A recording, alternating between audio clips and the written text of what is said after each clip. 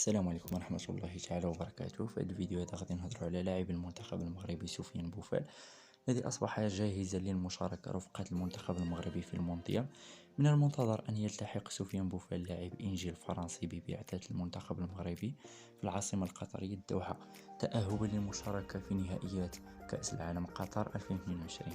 وحسب ما ذكره الإعلامي حنيف بن بركاني صحفي في موقع فوت ميركاتو الفرنسي، فبوفال أصبح جاهزا بنسبة 100% لمشاركة رفقة المنتخب المغربي في المونديال. وغاب بوفال يومه الأحد عن مباراة فريقه إنجي أمام ليل لحساب الجولة 15 من الدوري الفرنسي، علما أنه لم يتمكن من إكمال تدريب فريقه في يوم الجمعة إثر شعوره بانزعاجات على مستوى عضلات الساق.